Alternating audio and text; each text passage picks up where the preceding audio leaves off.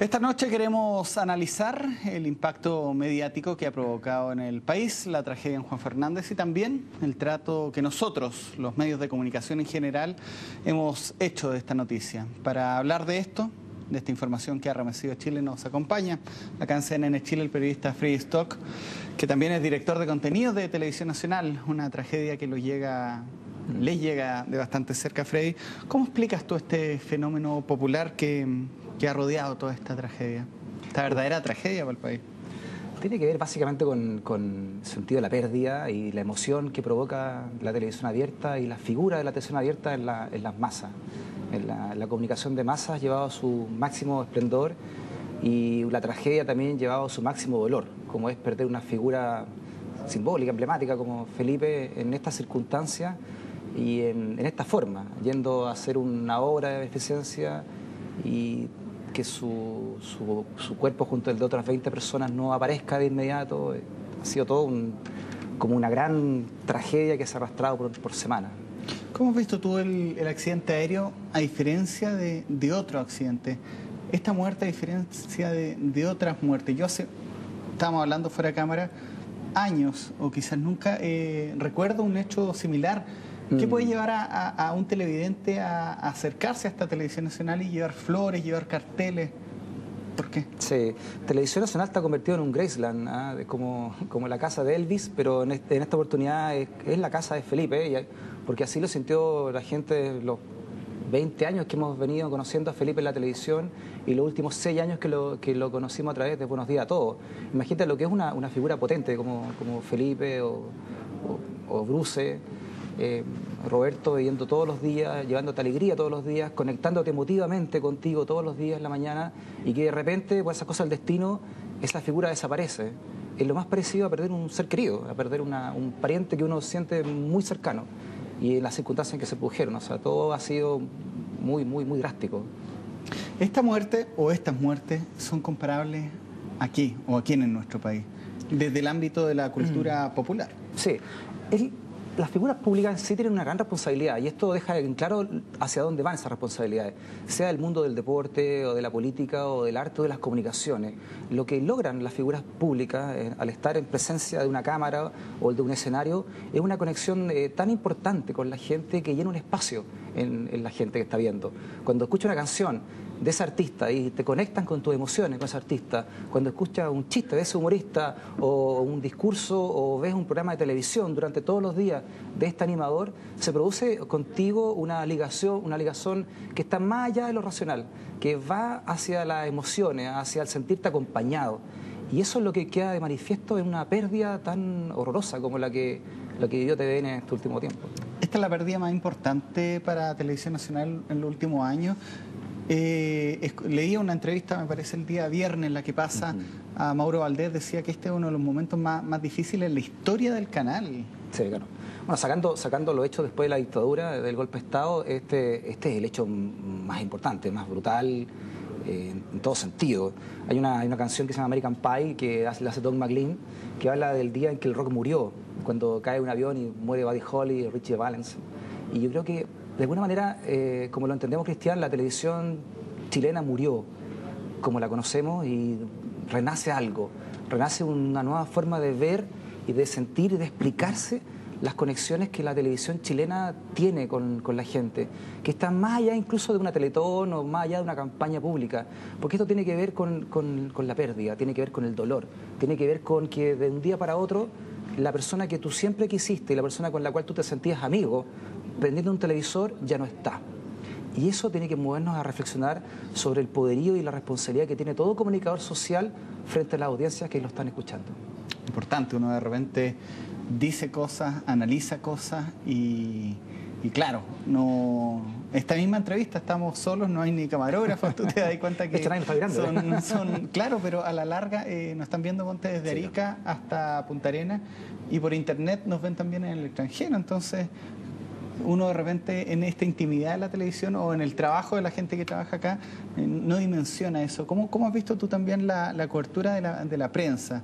Tanto de tu canal TVN como de los otros medios. Como todas las cosas, hay una manera autoflagelante y autocomplaciente de verlo. Tú puedes decir, claro, están haciendo un show en la televisión para sacar 2 puntos de rating. Pero por otro lado, Cristian, tú cuando llegas a TVN y ves a toda la gente afuera, al público, la teleaudiencia, tratando de saber más, tratando de compartir su dolor con nosotros de repente entramos y la gente se nos acerca y nos dice, pucha, ayudándolos a sentir.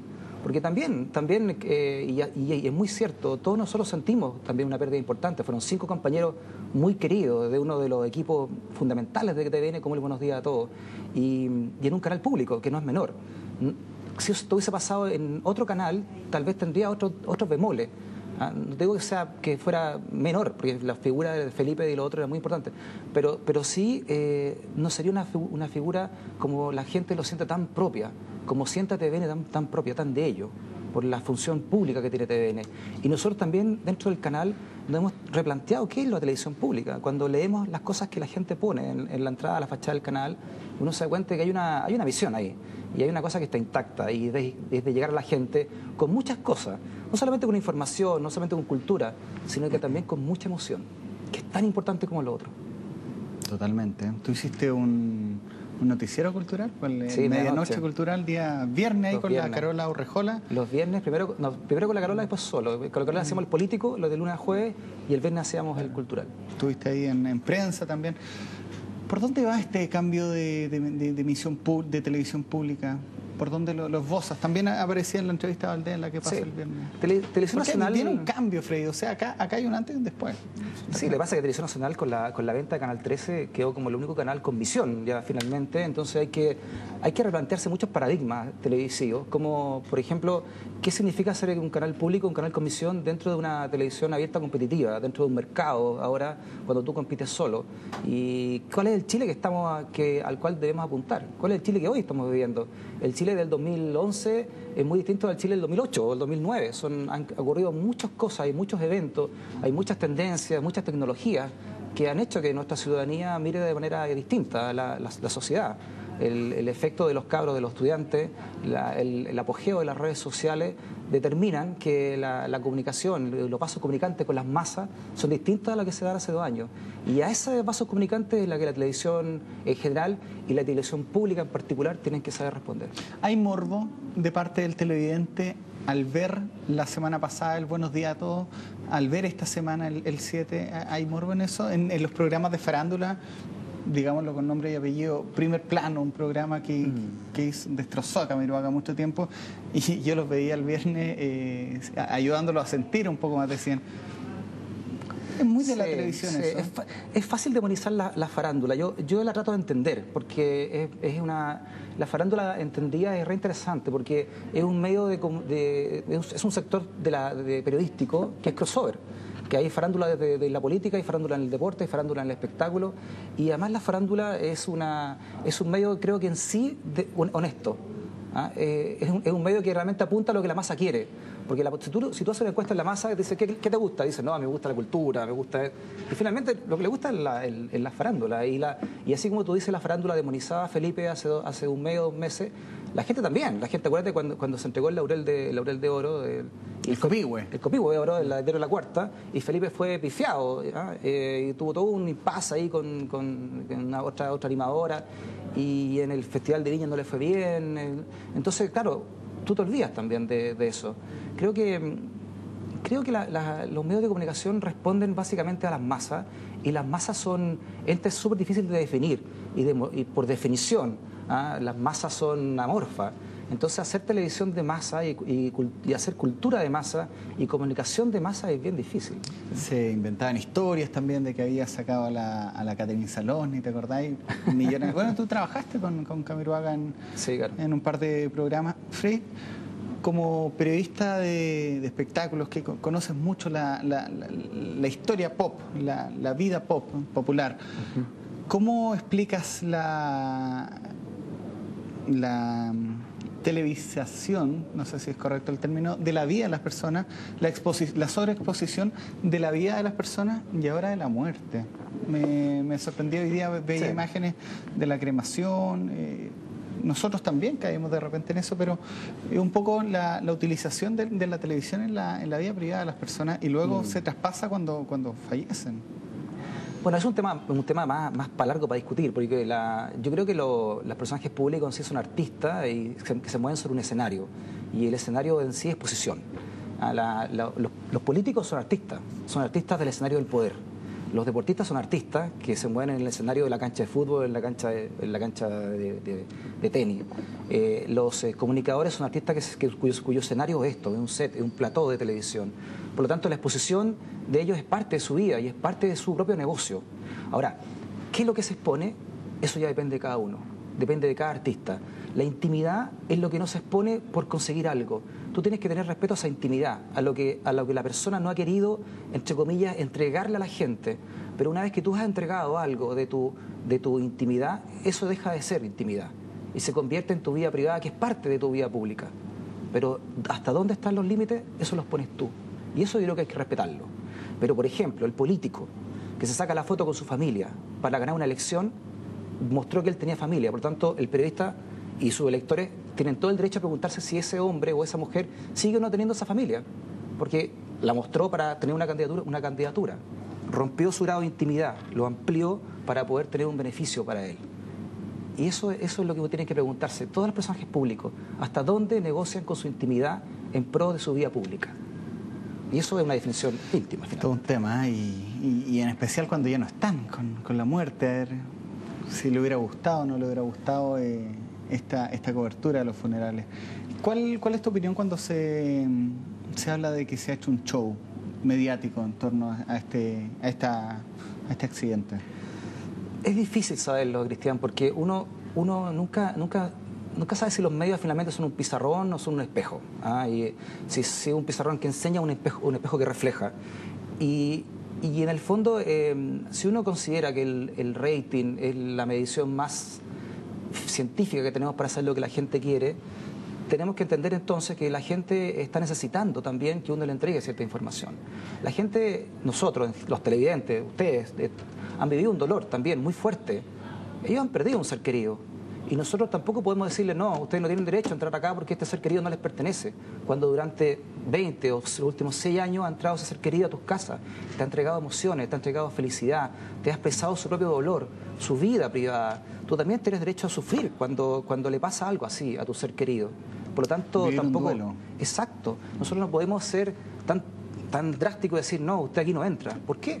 Tiene tanto derecho. Esa persona que va a entregar una flor a Televisión Nacional y deja un recuerdo o una foto en el frontis del edificio, tiene tanto derecho a vivir su dolor como cualquiera, porque él está sufriendo también, porque está sufriendo por el ser querido que perdió, que en este caso es Felipe, o que puede ser Roberto también.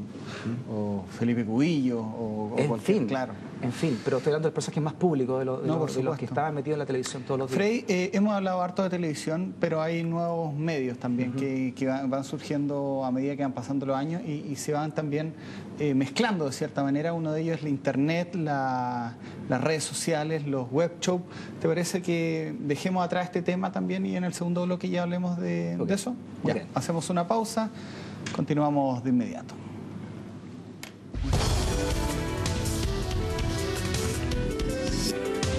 Estamos hablando con Freddy Stock sobre los medios, sobre la cobertura que ha habido de la tragedia Juan Fernández, pero queremos hablar también de los medios en general. La televisión sigue, por supuesto, lo ha quedado demostrado con esta tragedia, siendo uno de los medios más penetrantes que hay en lo que se refiere a medios de comunicación, pero también la Internet ha tomado un papel relevante. Esta noticia de por sí se supo a través de Twitter. Sí. ¿Cómo ves primero la televisión en nuestro país como medio de penetración de...? Yo creo, Cristian, que la palabra televisión hay que irla dejando atrás o va a ir quedando atrás. Yo creo que ahora hay que hablar básicamente de la pantalla. Cómo entra la pantalla en tu hogar. Y esa pantalla es el hardware de algo que ocurre ahí, de una comunicación, que puede venir a través de la televisión abierta, a través del cable o a través de Internet, o a través de un streaming, o a través de Twitter, etcétera. Pero la televisión como tal es difícil entenderla de manera sola. Ahora. Y cada vez más complicado. Creo que hay que entender la comunicación audiovisual como una comunicación en 360 grados, completa, completamente circular y total, democráticamente completísima, digamos. ¿Y qué papel ha tomado la Internet en este cambio que ha tenido la televisión? Te lo pregunto, Freddy, tú, por ejemplo, tuviste, lo recordamos en el primer segmento, un noticiero de medianoche donde los contenidos son súper importantes y a mí me gustaba, lo recuerdo porque yo lo veía harto en Medianoche Cultural y tenía contenidos diferentes. ¿Cómo ha venido la Internet a cambiar los contenidos de la televisión? Sí, yo creo que en el fondo lo que va a hacer Internet y lo que hace el cable, lo que hace CNN, es atacar al nicho. Con el tiempo se va a ir mucho más la profundidad de cómo la audiencia se va a ir degregando. Las audiencias masivas, esas audiencias que habían de 30 puntos, 40 puntos de rating, van a dejar paso a las audiencias más atomizadas. Y en ese nuevo escenario, en ese nuevo campo de batalla, entre comillas, de las comunicaciones audiovisuales, la presencia de Internet o del cable va a ser mucho más especial y mucho más específica. ¿Va a llegar un mix donde la Internet va a estar metida dentro de los televisores? Yo creo que ya está. Yo creo que la convergencia es un hecho de la causa. Creo que cuando tú puedes tener en un televisor, en tu plasma, conectado a tu computador, bajando un programa, o puedes tener conectado el cable viendo un programa estadounidense, o la televisión abierta de tu país, todo dentro de un puro cable, finalmente, eso significa que ya la convergencia está, y somos parte de la convergencia. Y tenemos que entender también, como profesionales de la comunicación, que tenemos que trabajar hacia esa convergencia y hacia la audiencia atomizada. Tú tienes un streaming, un programa como este de conversaciones en el cable, lo hacen en el California, en la cantina. Tomamos 5 cervezas y hacemos el programa. Con Eduardo Vergara. Sí. Cuéntame un poco de ese programa, cómo nace, cuál ha sido la idea. Bueno, ese programa es el miércoles va a Navarro. Este miércoles va a Navarro, sí. Vi a la Jimena Rincón hace poco. Sí, la semana antepasada. Con Goldberg. Sí, hemos tenido muy buenos invitados y invitados también que entienden la importancia de Twitter y del streaming. Nosotros nos comunicamos directamente a través de una pantalla, el streaming y el invitado. Vamos haciendo la simbiosis inmediata entre la que la gente está pidiendo, lo que nosotros estamos consultando y la comunicación en directo. Internet en estos momentos es como la mezcla perfecta, es como el hijo adelantado de la televisión más la radio. Tiene esa cosa como de la conexión inmediata de la radio, pero también la potencia importante de lo audiovisual. Es una apuesta hacia lo que viene y hacia lo que está ocurriendo y hacia entender que hay ciertas audiencias que necesitan una comunicación distinta y también exigen ciertas comunicaciones distintas. ¿Segunda temporada de este programa? Segunda temporada, sí. Empezamos el año pasado y ahora estamos en la segunda temporada. ¿Cuántos capítulos quedan? ¿Quién sabe? Queremos seguir todo el año. ¿Lo van haciendo a medida...? Sí, además este año ha sido muy contingente, han pasado muchas cosas. Han pasado en el país desde Pero tremenda cantidad de cosas y como nunca, y eso también gracias a las redes sociales, el público está empoderado y la gente está muy preocupada de la política, de la cosa pública. ¿Cómo ves tú las redes sociales como periodista? ¿Cómo la utiliza? Leía una entrevista tuya hace un tiempo atrás frente al episodio de Don Francisco, de que muchos periodistas trataron de golpear con esta información, la cual se tuvo que rectificar. Sí. ¿Cómo ves las redes sociales? Twitter es como para un periodista es como una pistola cargada, ¿eh? Para un periodista. Si la puedes ocupar muy bien, pero también le puedes causar mucho daño. Puedes usarla para cazar y alimentarte, pero también puedes dañar a mucha gente. Hay que tener mucho cuidado, hay que tener mucha responsabilidad frente a lo que se dice. La comunicación es inmediata, y no solamente en Chile. Han ocurrido hechos de desaguisados en muchas partes del mundo de periodistas que han dicho un chiste o han dado una información no cotejada.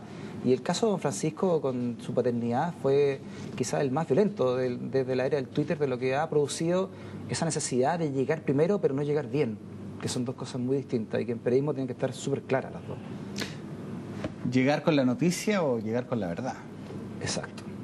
Que ojalá nunca fueran separadas, digamos, ojalá fuera una sola mano, no la izquierda y la derecha. Pero pasa en los medios que uno trata de repente de tratar de decirlo primero para ganar, qué sé yo, credibilidad o cercanía, y a veces se cae en este episodio. De hecho, la misma CNN en español se colgó de una información que no estaba, y y de cierta manera marca también un precedente, ¿eh? El hecho de la posible paternidad, don Francisco, marca un precedente en el uso de las redes sociales como fuente de información. ¿Cómo lo ves tú? Sí, hay cierta responsabilidad que hay que manejar, ¿no? Bueno, Twitter ha hecho que todo el mundo que tenga acceso a un computador pueda ser un periodista que entregue información. Hay mucha diferencia en la entrega de la información de la entrega de la opinión. Todo el mundo puede entregar una opinión, porque es su opinión, pero no todo el mundo está capacitado para entregar una información y debiera tener ciertos parámetros para hacerlo, ciertas responsabilidades, ciertos códigos, ciertas éticas para entregar una información. Y ahí está lo delicado de Twitter. Cuando alguien usa Twitter para entregar información de la manera no correcta o de la manera no profesional que se debiera, o por lo menos de la manera no ética que se debiera. Y el caso de don Francisco apuntó un poco eso, pero tantos casos de tantas muertes supuestas que han ocurrido en Twitter, tantos rumores que se han repartido en Twitter y que causan daño finalmente, y hay que tener cuidado con eso. ¿Cómo ingresaste tú a Twitter y cómo lo ocupas regularmente? Yo ingresé así para probar que lo que era, ¿no? Sin mucho convencimiento, hace como un año, 3 meses, un año, 4 meses, y en el camino fui entendiendo su potencial, y en el camino me fui encantando con la herramienta que significa para un comunicador tener Twitter, y llegar de inmediato y hacer redes directas con el público, con la gente que lee, con la gente que tú vas conociendo a través de esta horizontalidad. Es completa, es como un vecindario, es como cuando uno salía a jugar a la pelota en la esquina y se juntaba con los amigos. Eso es Twitter finalmente, es como que uno ya conoce a ciertas personas que a uno lo siguen y que uno sigue, y que va instalando relaciones de convivencia. Y además creo que Twitter hay una... Yo quiero ser... no sé, entender a Twitter como una gran plaza de tolerancia también, de donde la gente se puede entender. Yo sigo mucha gente que piensa distinto a mí, y es interesante saber qué opina frente a algunos puntos, y dar la opinión también es un acto también de fe, cuando tú como periodista das tu opinión frente a cosas que ocurren, y uno espera que dentro de esa fe la gente a uno lo entienda y lo respete y no lo ataque. Pero también ha pasado un poco eso, ha ido mutando un poco esta red a harta violencia. Bueno, entre más polarizado sea el tema, más virulencia. Y sí. A mí me pasa con los entrevistados. Por ejemplo, hoy día estamos hablando de un tema bien genérico, hicimos un análisis también. A mí me pasa si entrevisto a alguien de derecha, sale la gente de izquierda, acá. Entrevisto a alguien de izquierda, sale la gente de derecha, y con mucha violencia. Pero es que hay de todo, es como el tema, me imagino la prensa de guerrilla, el periodismo trinchera que hubo en la UP. Bueno, mientras más se polarizan las ideas, la intolerancia se va convirtiendo en un hecho difícil de encontrar. Pero no por unos pocos uno va a perder, no sé, la confianza en un medio tan potente, tan importante y tan democrático como es Twitter. ¿Pero le quedará tiempo? ¿Esto va a terminar o se va a cambiar por otra red? ¿Cómo? No sé, pero yo creo que de lo que se ha inventado, incluso más que Facebook, Twitter es una herramienta que tiene un potencial de crecimiento importantísimo. Es importantísimo, y si no es Twitter, por lo menos es la noción de que tú puedes lograr una vecindad de interconexión y de ideas donde el presidente de la República puede ser rebatido directamente por un ciudadano a través de un Twitter. Y eso es impagable. Ha empoderado a la ciudadanía. Enormemente. Todo lo que ocurre en España, lo que ocurrió en Inglaterra y lo que está ocurriendo en Chile, no me cabe duda que es un fenómeno de Twitter. No me cabe duda de eso. Ustedes lo ocupan para el programa también, para ver las preguntas de la gente. Sí. Para saber lo que está entendiendo, lo que está preguntando. Y ¿sabéis qué? Hay pocos políticos que han dicho, ¿sabéis qué? Me da miedo Twitter, no voy. De los 10 de 10, hay 2 que dicen, no, ¿sabéis qué? No, le tengo susto a las redes. Porque el político tiene que entender que ese es su escenario, y ahí tiene que ver si canta bien o no canta mal, si le llegan o no le llegan tomates, pero tiene que defenderse ahí, en Twitter, enfrentando las redes sociales. Un político que no es capaz de enfrentar las redes sociales está perdido. No es un político, o se quedó en el pasado, está anquilosado. No el político que requiere el Chile de hoy. Totalmente. Y en lo que refiere a los comunicadores, ya volviendo un poco al tema de Felipe, la utilización de Felipe Camiroaga era un personaje que siempre se la jugó por los ideales de él. Me acuerdo cuando encaró a Hinspeter por lo de Punta Choro. Hace poco también había un video donde apoyaba el movimiento estudiantil. Apoyó a Frey también. Apoyó a Frey abiertamente en la campaña en la segunda vuelta. Bueno, lo contaba después hay uno de los amigos de él que lo hizo cuando estuvo de vacaciones. Y para terminar la entrevista, Frey, ¿cómo tienen que utilizar las redes sociales los personajes públicos? ¿Tienen que ser Twitter institucionales o uno se la tiene que jugar por opiniones más personales, como lo hizo Camiroaga? No hay una fórmula, Cristiana, no hay una fórmula para nada, pero lo que sí creo es que los comunicadores modernos, como lo era Felipe un comunicador muy moderno, tienen que estar súper transparentes finalmente, ser tan naturales como lo más que puedan ser, porque así la gente también los va a querer naturalmente y sin dobleces. Si tú te sientes mal un día y dices, oye, ¿sabes que estoy mal? Si estoy contento. Tengo problemas, estoy alegre, esos son mis sueños, este es mi pensamiento político, y no estoy de acuerdo con esto. Eso la gente finalmente lo respeta y lo valora, y lo termina queriendo mucho. Ya pues, muchas gracias, Frey. Saludamos también a Eduardo Vergara, que tengo entendido que está en México. Anda en México, sí. No sé, anda en México. ¿El programa este miércoles? Este miércoles sí, 10 de la noche. ¿Lo hace solo? Sí, claro. Ya, ahí veremos qué hacemos. Con Navarro. Con el senador Navarro, que hay mucho que conversar con el senador Navarro. Vamos a analizar la posición y vamos a analizar el gobierno con todo lo que está ocurriendo. Navarro es casi la oposición entera. Sí, es para todos lados, así que es muy bueno porque ve la cosa de afuera. Sí. Bueno, muchas gracias por venir. Okay. Y gracias a ustedes por escuchar y ver esta entrevista. Ahora sigan informándose acá en CNN Chile.